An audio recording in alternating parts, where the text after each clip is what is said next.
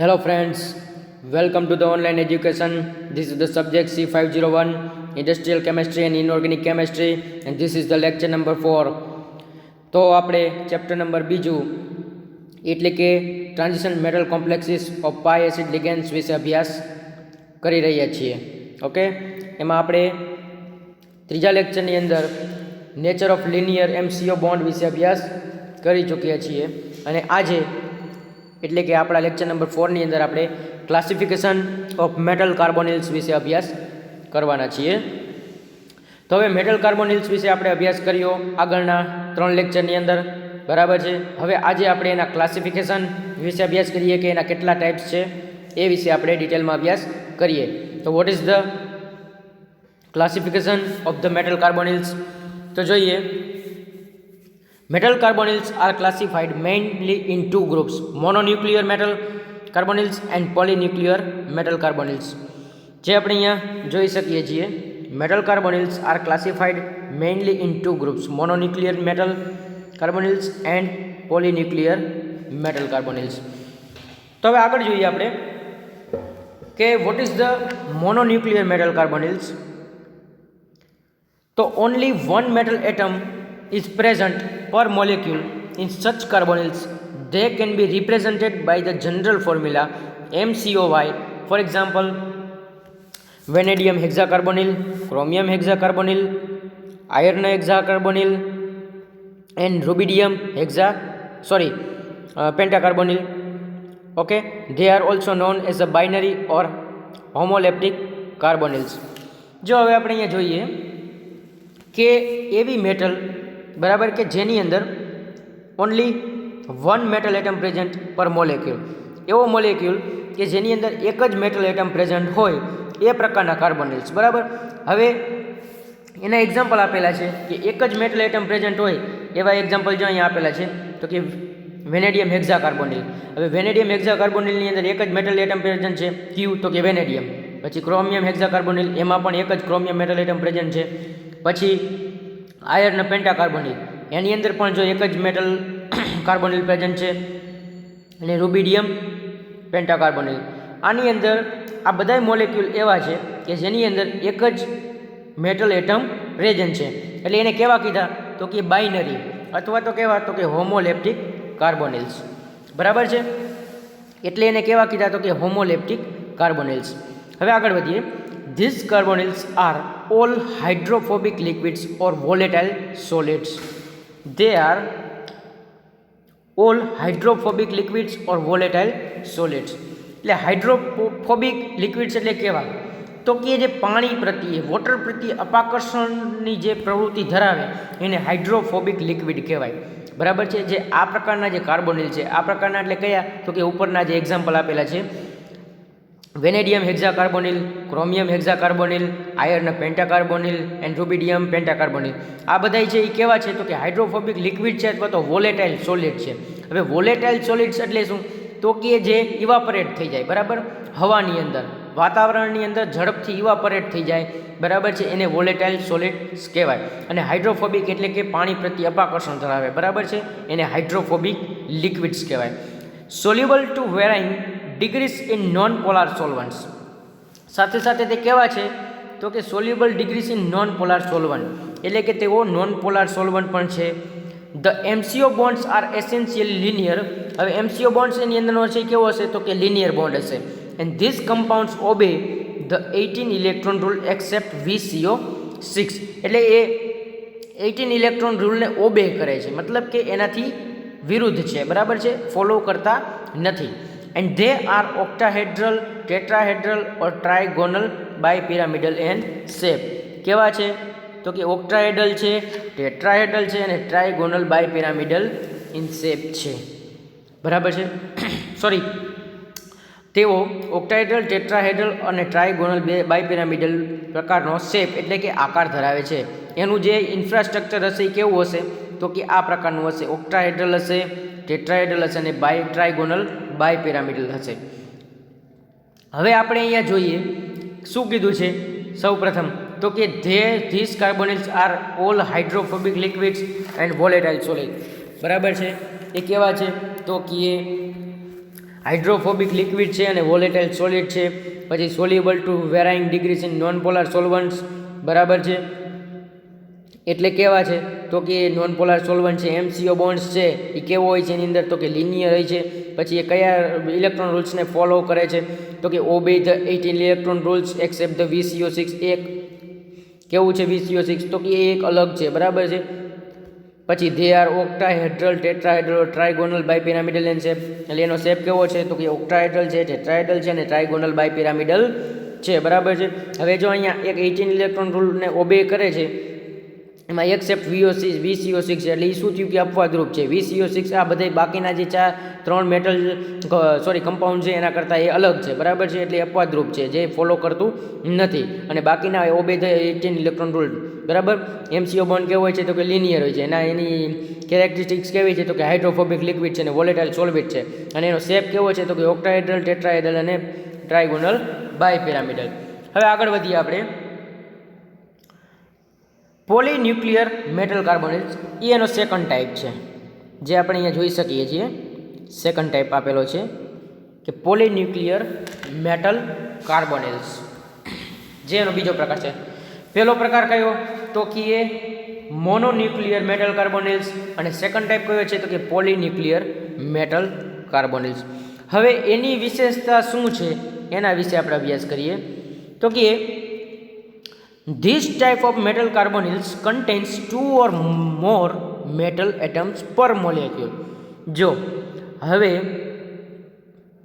મોનોન્યુક્લિયર metal કાર્બોનિલમાં શું હતું તો કે એની અંદર એક જ મેટલ એટમ પ્રેઝન્ટ હતો, એ પ્રકારના મોલેક્યુલ હતા.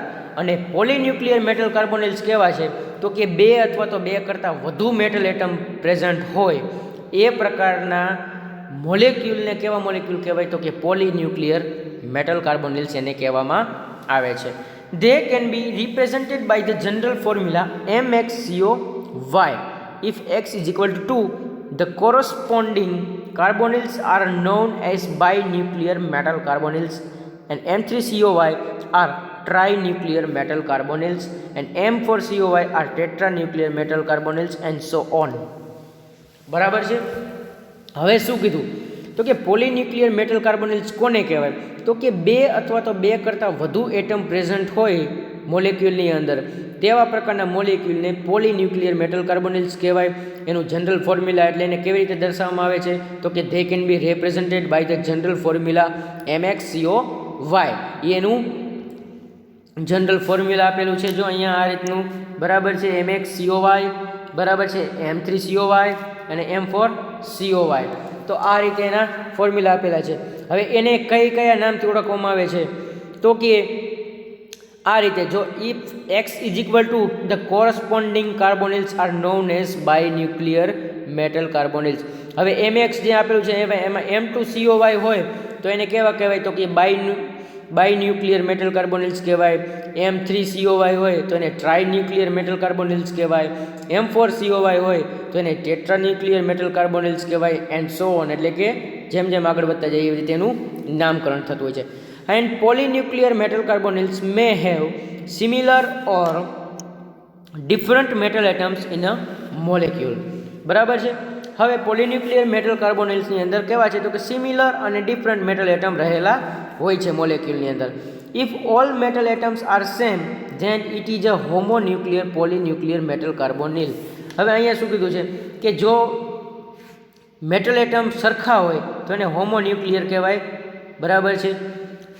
ફોર એક્ઝામ્પલ OH3CO12 એનું એક્ઝામ્પલ છે OH3CO12. Ready. If central metal atoms are of different types, બરાબર. હવે સેન્ટ્રલ મેટલ એટમ જે છે એ અલગ અલગ ટાઈપના હોય તો એનું એક્ઝામ્પલ કયું લઈ શકાય તો કે MnReCO10 જે આપણે અહીંયા જોઈ શકીએ છીએ એ એક્ઝામ્પલ વિશે. કે મેંગેનીઝની સાથે રેડિયમ પણ મેટલ એટમ છે તો એ MnReCO10 and then they are known as heteronuclear polynuclear metal carbonyls. કેવા તો કે હેટ્રોન્યુક્લિયર પોલીન્યુક્લિયર મેટલ કાર્બોનિલ્સ, બરાબર છે. મિક્સ્ડ મેટલ પોલીન્યુક્લિયર કાર્બોનિલ્સ પણ એને કહેવામાં આવે છે. અને બીજા નામ તરીકે કઈ ઓળખાય તો કે મિક્સ્ડ મેટલ પોલીન્યુક્લિયર કાર્બોનિલ્સ. તમને એક્ઝામિનર બે અલગ અલગ નામથી પૂછી શકે છે. હિટ્રોન્યુક્લિયર નામ તરીકે પણ પૂછી શકે છે. મિક્સ્ડ મેટલ પોલીન્યુક્લિયર કાર્બોનિલ્સ તરીકે પણ તમને ક્વેશ્ચન કરી શકે છે. બરાબર છે.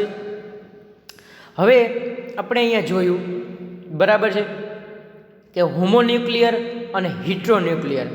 જો મેટલ એટમ મોલેક્યુલની અંદર સરખા હોય તો હોમોન્યુક્લિયર, અને મોલેક્યુલની અંદર મેટલ એટમ ડિફરન્ટ હોય, અલગ અલગ હોય, તો એને હિટ્રોન્યુક્લિયર પોલીન્યુક્લિયર મેટલ કાર્બોનિલ્સ અથવા તો મિક્સ્ડ મેટલ પોલીન્યુક્લિયર કાર્બોનિલ્સ તરીકે ઓળખવામાં આવે છે.